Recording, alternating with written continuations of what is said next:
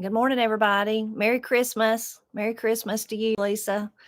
Merry Christmas to everybody. Hope you're well this morning. Hope everybody's doing well.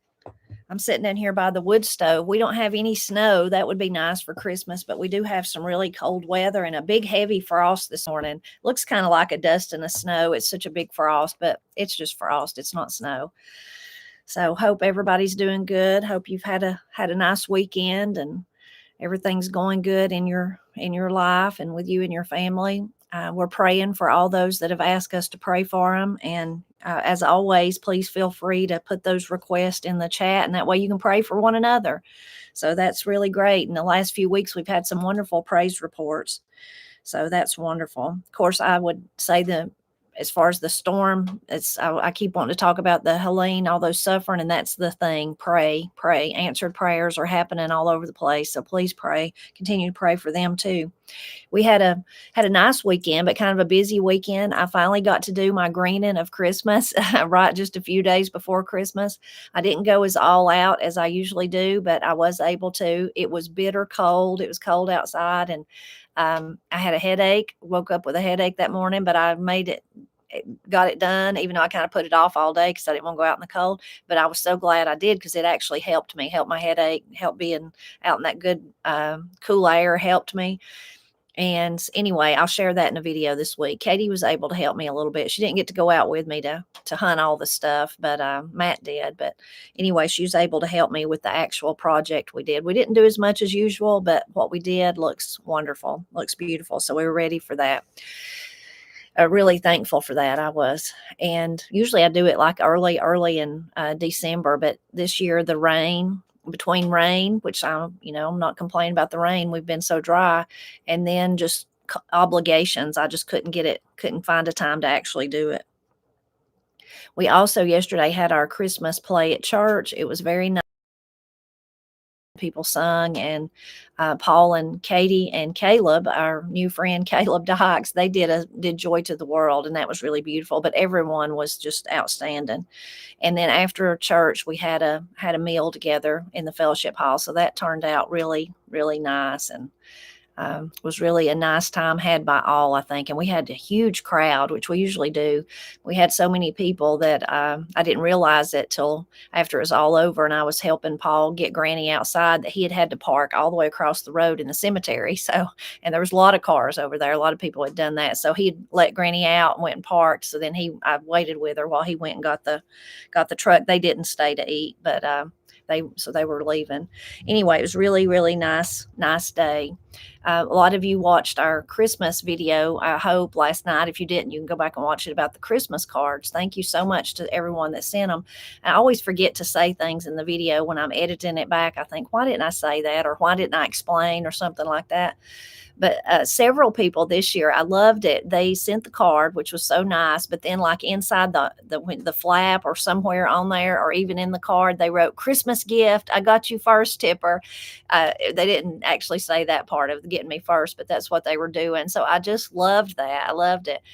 So if you're not familiar with that tradition, it's on Christmas morning is the way that Granny's family is who did it. Pap's family that I know of didn't do it, at least in my lifetime, that I ever knew about. But Granny's family would always do this, saying Christmas gift. It's just a little game to see who can say it first. And when I was growing up, I didn't think it was annoying when other people did it, but I thought it was annoying when Granny did it. You know how you can be about your parents, because she would get up really early on Christmas morning and call her sisters. And I would just thought, you're just annoying them, Granny. Why would you do that? And then at Granny Gazzy's later in the day, it was, we would have Christmas at Granny and Pap's, and then we always went there and had Christmas dinner. And a lot of times on our way back home, we might stop at my mom and Papa's house on our way back home. But anyway, during the day at Granny Gazzy's, it's just kind of people coming and leaving and visiting for a while. And every time the door would open, they would say Christmas gift, but everybody in the room would scream Christmas gift, Anyway, once I was an adult and doing the blind pig and the acorn, I realized that wasn't just Granny's family. Lots of families do that. It's a real tradition. I did a video recently about it, so you may watch that. And there's even people that do it on Christmas Eve gift. Now, Granny's family just did it on Christmas Eve Christmas morning. Anyway, I always try to get Granny. I've been in the last year or so sharing that in a video. I call her and um, tell her Christmas gift on the phone. But I thought it was really sweet though that some of you said it to me in the card. So thank you for that. That was one thing. And then because I'm always wishing and hoping like a little kid for Christmas, or for not for Christmas, for snow. I'm always hoping for snow. It'd be nice if it come at Christmas. But a lot of you sent me little pieces of snow or a crocheted ornament of snow, different little things. So it said, at least here's a little bit of snow, Tipper. So thank you so much for that. Thank you. I really loved that. And we loved all the cards. We just love them, love them. And I know on Christmas Day, my family will join us here. Everybody will come and um, they'll enjoy looking at all of them too. I see them going around looking at them, different people throughout the day. So that'll be really nice. Thank you all for doing that. Thinking about, getting ready. Christmas has just come so fast this year. I wrote this morning on the Blind Pig and the Acorn about Russian tea and said I hadn't even made any this year. It just seems like I've not had time to do everything. It might be because there's 2 little babies in our family now. That may have took up some of my time. It's so wonderful to be a grandparent, and I'm really tempted to just sit and play with babies instead of do what I'm supposed to, because they're just so precious. And I know at this point in my life how fast that goes by. Anyway, so I hope I'm not going to make any Russian tea between now and Christmas, but hopefully I can make it after Christmas, maybe for our New Year's or something like that.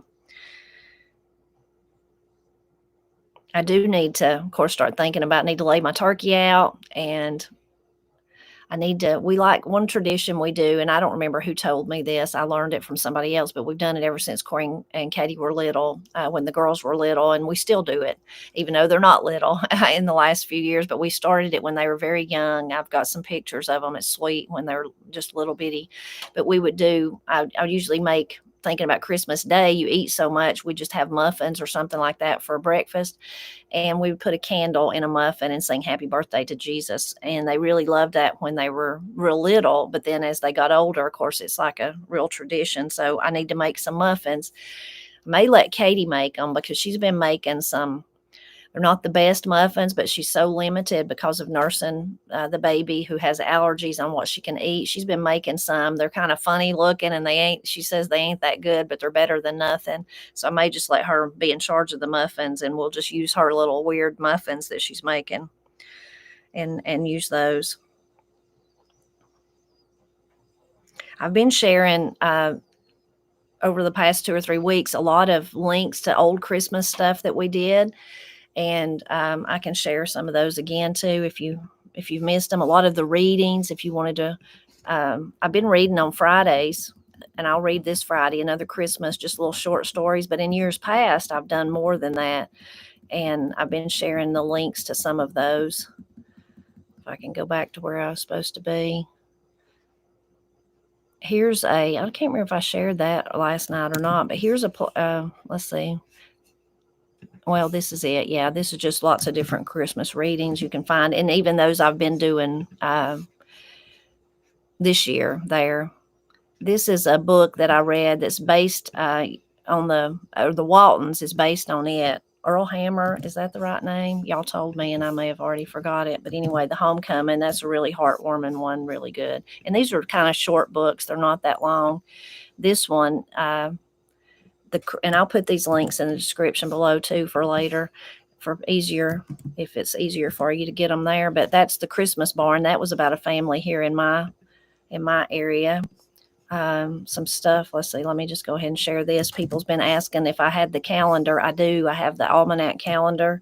Again, I would say though, look in your area. You might be able to find one for free, but if not, you can check it out in our Etsy store there. And I have a very few mugs left, and I think there's about 10 maybe.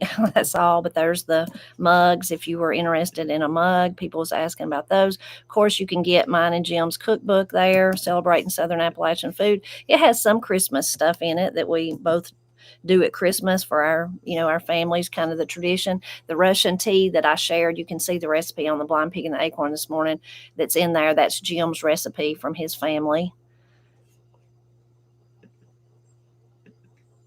Let's see. I wonder. Let me go back to. Yeah, okay. I was looking at it. That's all right, but I was looking at an old thing. I was thinking, I remember that I put Paul's songs from last week. Let me go ahead and tell you about those too. One of them was a Christmas song, was Pretty Paper. Now, it's a kind of a sad Christmas song, but it is a pretty Christmas song. And Paul really, he sings the song. You can just listen to that. And then he really talks about it. Willie Nelson wrote it, if you didn't know that. And I didn't know this. I knew that, but I didn't know this part, that Paul used to use it. He was a language arts teacher for 10 years before he was ever a principal. And he used it in his classes. Anyway, you can listen to him talk about it, but I thought that was really interesting. And he talks kind of about the history of the song too. That was really interesting. Now, this other song that he used last week for the original, it was another song written by Sam Inslee, our dear friend. He's passed away now, but Sam Inslee meant a lot to us, Little Old Ladies. I hadn't listened to the song in a long time, but of course, when Paul put it up, I listened to it. And it mentions Christmas a little bit in it, but it's just one of the best songs ever that you'll ever hear. And then to know that Sam wrote it, I mean, it should be like a national bestseller or whatever. He's passed away, like I said, just in this last year, but it is just the perfect song. It's just got all the pieces. And if you listen to it, you can definitely think of a little old lady. How wonderful it is. And Paul talks about that Sam told him, how he wrote it. He wrote it about somebody that he knew, somebody he mowed grass for her when he was just a boy.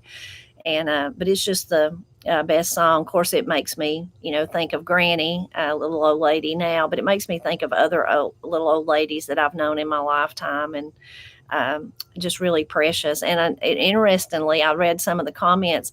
A lot of people that commented on the video said, "That's me." Said, "That's me now. That's who I am." So that's really get me all choked up, but that's really sweet. So you can go listen to that.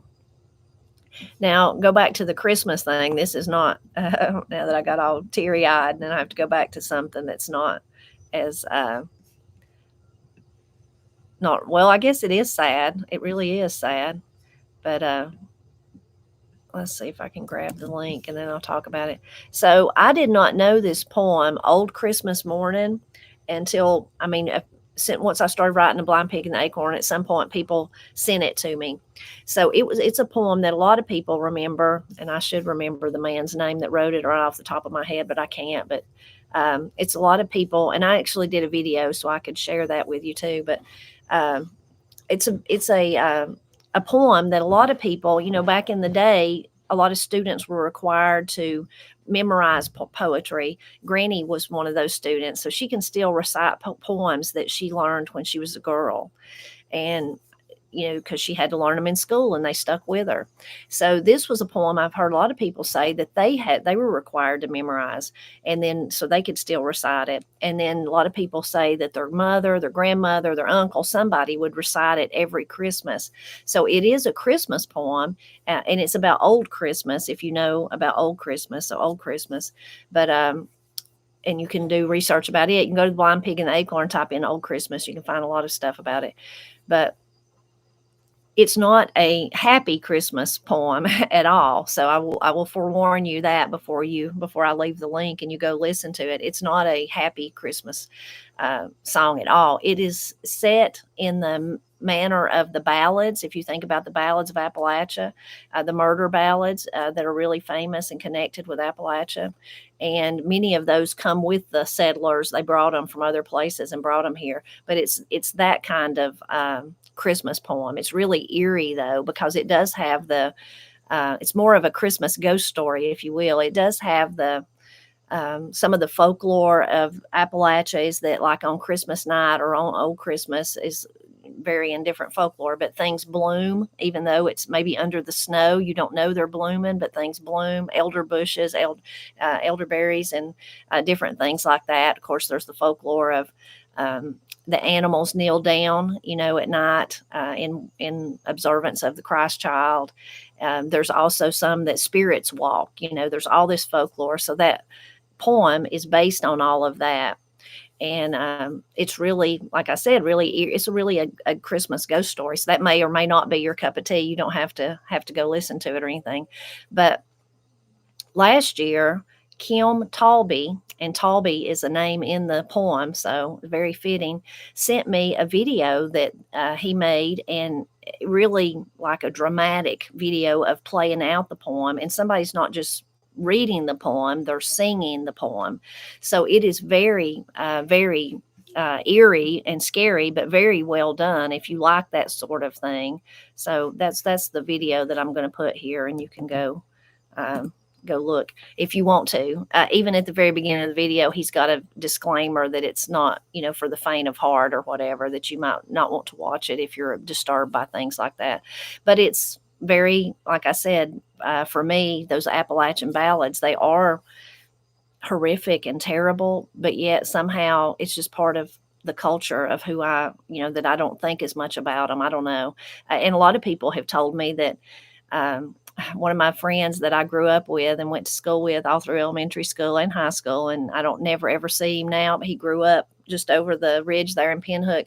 He told me that he could never hear Knoxville Girl without crying, because he associated it with his grandparents, with being rocked to sleep and that kind of thing. So even though it's he wasn't crying because it's sad and the girl dies in it, he was crying because of those memories of his family. So anyway, those ballads are, if you think, I used to kind of ponder on it. Why does people in Appalachia, why did those ballads stayed around? And even though they're horrific. But today, what's the most popular movies and TV shows and things like that? It is stuff with violence. I don't know. There's something about people that are drawn to those things. Of course, I like the ones where in the end, the man, it's usually a man, gets the justice, gets justice served to him for sure. Anyway, you can check that out if you want to, about the old Christmas. And I did a video about it and I read it. I think that was, I don't remember if that was last year or the year before, but you could look for that if you wanted to. Definitely try to enjoy Paul's beautiful, pretty paper. He does such a good job. And the little old ladies, though, he does a good job on it. And it's just such a beautiful, beautiful song. It's wonderful. And, thinking about Christmas, I've said this in several videos now, but my heart does go out to people that don't have close family at Christmas, or that a lot of people have shared, even in the video last night, that, they lost loved ones during the season. Even though it's been years past, you still grieve, and it's just really a hard, tough time. So I'm so sorry for that, and my heart goes out to you, and I pray for you, and I'm sorry that, the holiday season from Thanksgiving to Christmas is wonderful for lots of people, but it's also really a hard time for people. And I'm sorry for that. And I pray for all those who are downhearted and downtrodden. So I'm sorry for those people, and I do pray for you. And thinking about that, I wanted to share, my friend James sent this video about the praying, as far as that goes. Sent this video for me. Sent this video to me. It was actually filmed a few weeks ago, maybe even, I didn't even get it, 3 weeks ago or something like that. And it's from, James sent it to me, but it's from, this farm wife, Meredith Bernard, I guess. From tragedy to terrified to thankful. I'm not familiar with her channel, but it's a wonderful video. And it shows something else about the storm, the impact of the storm, that I've not even thought about, was cemeteries, that cemeteries that were damaged.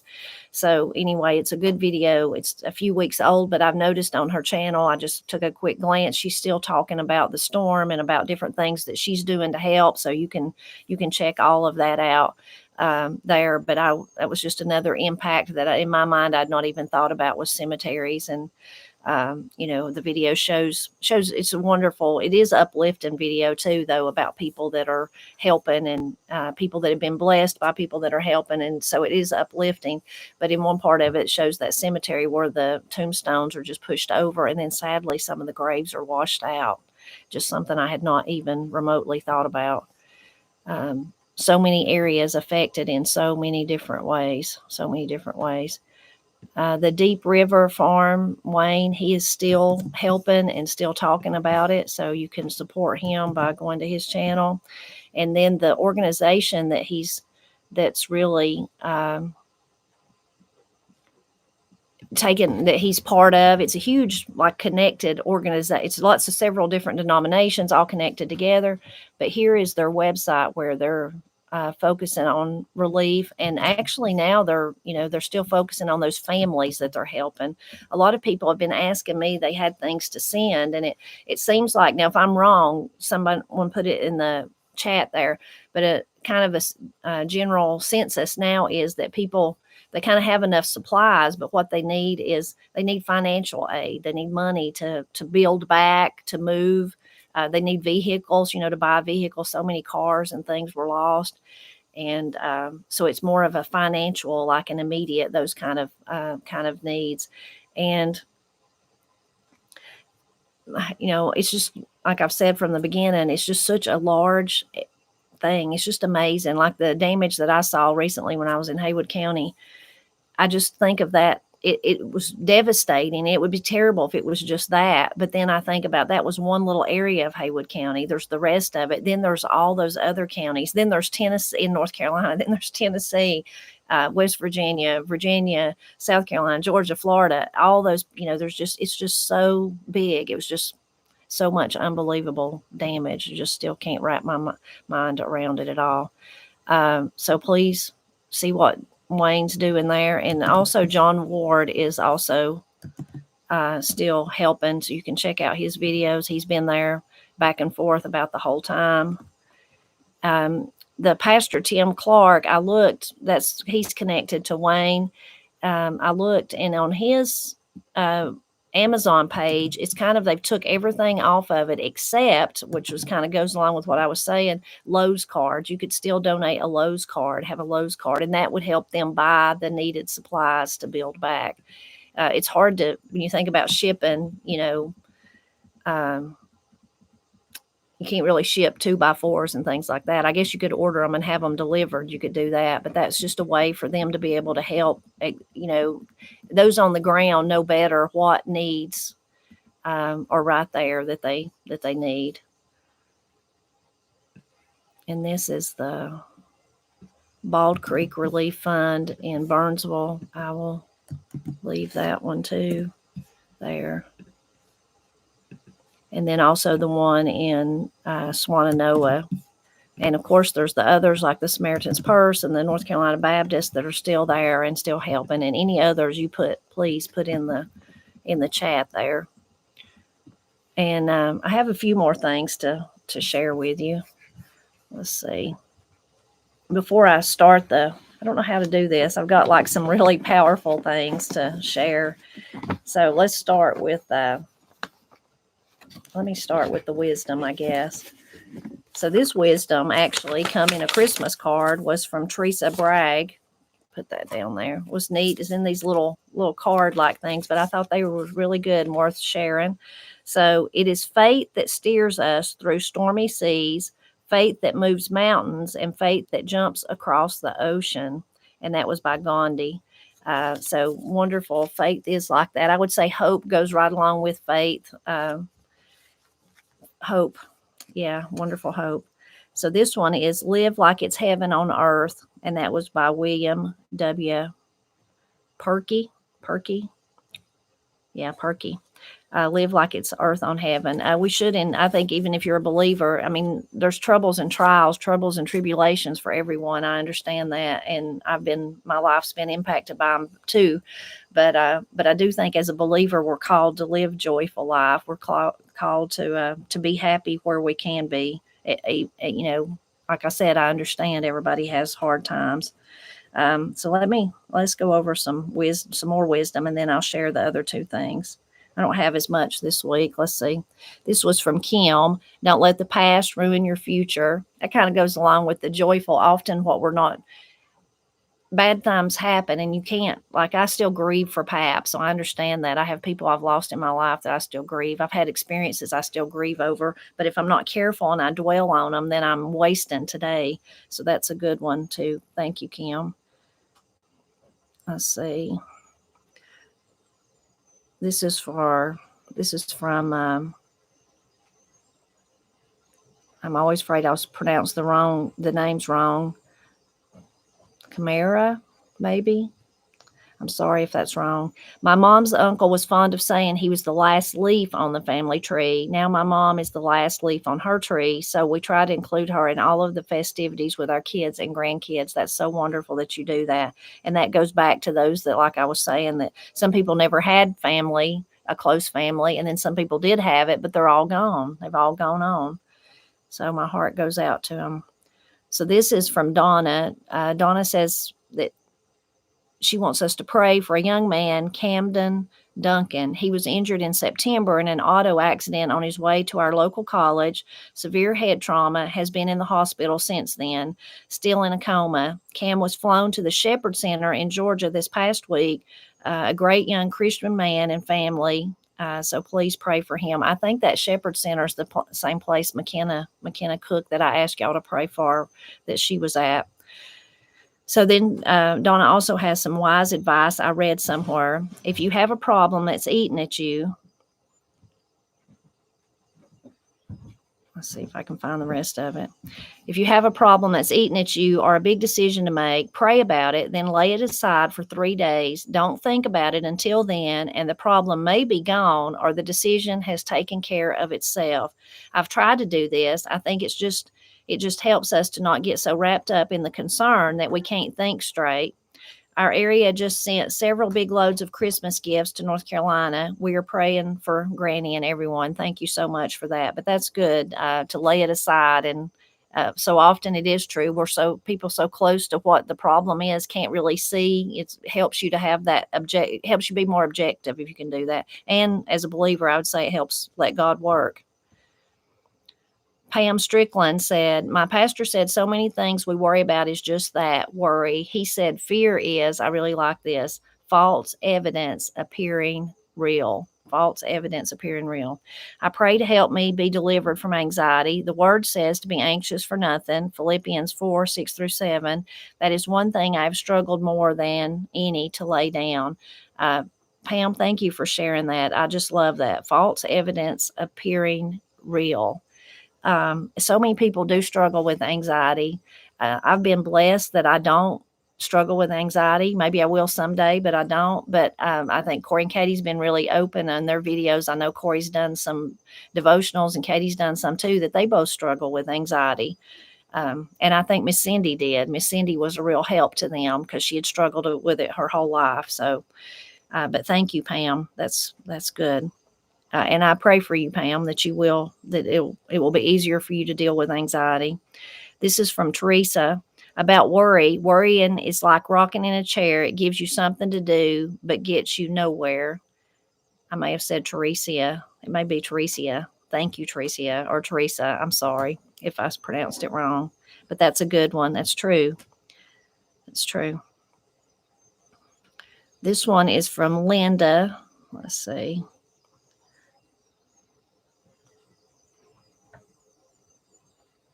On the words of wisdom, my mama would say, my phone would cooperate. On the words of wisdom, my mama would say, you have to remember the tea stain, so be careful where you spill. You have to remember that tea stains, so be careful where you spill. She was always right with her words of wisdom. That's a really good way to say that we should be careful kind of what we say, because it leaves a stain that we may not be able to remove. She was always right with her wisdom. Let's see what else Linda said. She's continuing to pray for all the people in the storm. So thank you so much for that. Thank you. This is just a humorous one I wanted to share. I love those. A 70s chick said, my dad had a sense of humor like Matt's. When my youngest sister was about 5, he told her that we all had batteries in our back to keep us running. My sister believed that for years. She actually tried to find the battery. She never did. That is so cute. And it does sound so much like Matt, exactly what Matt would do. Katie and Corey, they tell this, especially Katie, at some point, you know how when you're a mother, you just know things that are going on when they're little. And I must have said, like, I don't know what I said, but for some reason, the old line about eyes in the back of your head, Katie really did believe that I had eyes in the back of my head. I could see, but also that I would tell them, anything you do at school, I will find out, I will. You got to be on your best behavior, even if you're not at home. And so she thought I had some kind of magic way of seeing into the school too. So it's funny what kids will believe, but Matt's always telling us crazy stuff. And I think I told y'all when Corey and Katie was real young, he told them this whole story about how he was born at a baseball game by the trash cans. And so then, of course, next time they seen Miss Cindy, what did they say? They asked her about it, and she said, "He told you what?" And he just laughed. She knew how he was, but so he could, even now though, he can make us believe stuff. We should be well on to his games by now, but we're not. So this one is from Creature, and I can't see the rest of it, but hello from County Tipperary, Ireland. Tipper, that's wonderful. One of my favorite words of wisdom is the new broom sweeps clean, but the old one knows all the corners. That is really wise. I love that. A good reminder to always appreciate the old knowledge. One of my grandmothers would say a lot when referring to someone who might be seen to be an insincere, was that he was running. This is a good one too. Running with the hare and hunting with the hounds. I love that one. I think it's such a good way of putting it. It is. Those are both really, really wise ones. I love those. Those are great. I love all your content, and especially enjoy seeing all the crossovers between Appalachian and Irish culture. Love and prayers from your Irish country. That is wonderful. So thank you so much for sharing those. Those are great. And that was Heather. Now I see your name. So love and prayers from your Irish country cousin. Love that. Thank you, Heather. Thank you. Those are really wise ones, and really colorful ways of saying both really deep, deep things. So thank you so much. This was from Sandra. I saw Granny's sign on attitude. My favorite saying is attitude determines your altitude. I have it on a marble engraving given to me early in my career of 42 years. I still keep to that practice today. That is great. That is wonderful. Our attitude does determine so many things. So many things.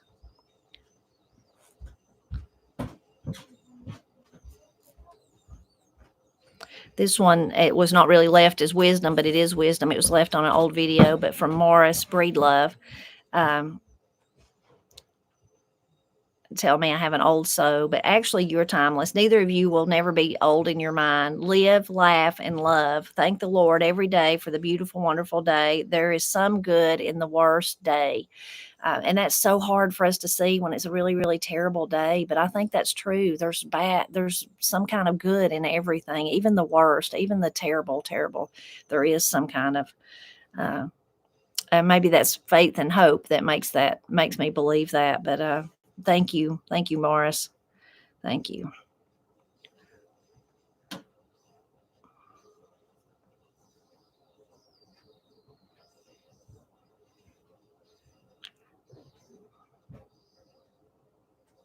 Okay, I think I've got one more.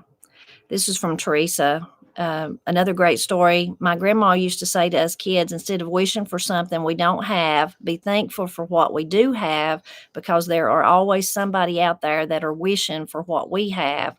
We had so much love and closeness, and money just can't buy that. That's so true. We shared one kind of like that last week. That's so true. And then I have one more from Tony. Hey, Tipper, happy Sunday. I have a life lesson quote I'd like to share. Words are free. It's how you use them that may cost you. I don't know how many times I needed to open my mouth and insert my foot. Merry Christmas and prayers for Granny. Thank you so much for that, Tony. And that's true. Several of those in there are true about words and stains, and those that are just really things that we should all think about. We should all think about for sure. Now I have two. Thank you so much for the wisdom. I hope you'll continue to leave more. I think it's important for all of us to think on good things, think on positive things, and just and righteous and all that. So thank you. And funny. I love the battery. I just love that. If I tell Matt that, he'll be telling the boys that when they get bigger. It's funny. So two other things. One, I think I'll read this one first. This was a wonderful poem written by a wonderful subscriber, Angie Wiley. Thank you so much, Angie. And it just fits. It's just too good not to share, even though it's about us. It's just too good. So I'm going to read it to you. It's fairly short, but I just love it. She done such a good job. And she says it come to her. She was just inspired. Let's see. It pretty much writes itself, she said. Thank you for sharing your lives with us. Merry Christmas. It says, I need to just read it all. I wanted to get y'all something for Christmas, but I know you must get a lot from viewers. Then one morning, all of the things you share and do started swirling around my head like a comical, sweet poem. It pretty much writes itself. So thank you so much. It's just the best poem. I've read it to everybody that would listen to it in our family. Everybody's just adored it too. So we're so thankful, Angie, for you writing it. So this is it. Celebrating Appalachia, where Tipper is plumb foolish about Appalachian ways. We've been welcomed in the holler to share in their life and days. We're gardening and scratch cooking, this life they are so loving, deer hunting up in them woods and cornbread in the oven. So Blind Pig and the Acorn, that is where it all began. Mountains, creeks, and all those trees, we've all grown to love this land. Katie bangs in the dungeon. She is rocking the jewelry. Tipper tried to sell Matt's truck, and the girls hide a monkey. Make no mistake, don't be misled, but once again, Matt's come unfed. Austin and Corey, thankful now to be living close by, they can yell up to Katie, look, there's a hawk in the sky. Ira refuses to sleep, shares baby jail with Woody. Binks tries to wrangle snakes with a wink to Miss Cindy. Granny plants a tangled mess of green beans to can and eat. Paul plays November train songs. Dull Dykes joined. What a treat. Tipper with her good ideals. Love that. Squash those bugs with pepper spray. Alarms screeching in the corn. Keep the hungry deer at bay. Don't you once more be so misled, 'cause once again Matt's come unfed. Granny crochets sweaters, cookbooks are signed and sent out. Still, there's a dangerous room, and a wood stove heats the house. Hot chocolate in the winter, popsicles on summer days. Tipper still yearns for the snow and Appalachian old ways. Sometimes things are not easy. Difficulties come this way. Appalachia got hit hard. Everything was changed that day. Helene came and took it all away from folks not that far away. We weep with you, Appalachia. To our mighty God we pray. A God-fearing family who shares themselves on YouTube to the delight of viewers whose lives they've touched and improved. We are invited to share, to pray for one another in this sweet YouTube family. It's unlike any other. The girls keep traditional music alive beautifully. The Presleys are in Brasstown, where our hearts will always be. Go feed Matt. Isn't that just the best? Oh, isn't that just, it's just beautiful. It's just so beautiful. It makes me feel so humbled, Angie. Thank you so much. That is just the best. I love that you used ideal. You don't know how many comments I get that people tell me that I'm saying ideal and ochre. Those are the two things people say. I'm like, I know, but that's just what I say. So thank you so much, Angie, for blessing us with that. And I know all of you enjoyed it too. So now you've blessed everybody. So thank you for that. You said all those nice things about what we do, but really it's all of you is what I would say. It's all of you, and we appreciate you, and you do so much for us, and we couldn't do none of this without you. You're letting us be us. That's it. You're letting us be us, and we're thankful for that. Now, if that wasn't, I'm going to start crying on you. If that wasn't enough, I've got one more thing that a friend sent me that I want to send you. So that you can go watch it and it will bless you like it did me. My friend sent this to me, the one that shared so much about the floods and the resources and for flood victims and for people who want to donate. She sent me this. No, I'm sorry. No, sorry. Scratch all that. This was a different friend. I'm thinking that don't seem right because it's not right. It's a different friend who has shared a lot with me though and has helped us in various different ways in our family to be healthier and all kinds of different things. So thank you. Wrong friend. Get my friends mixed up here. What got me mixed up is because it is about a flood, but not that flood. So that's why I was connecting it to the other friend. Wrong friend. the friend that has told me about a lot of good, healthy stuff that's helped my family.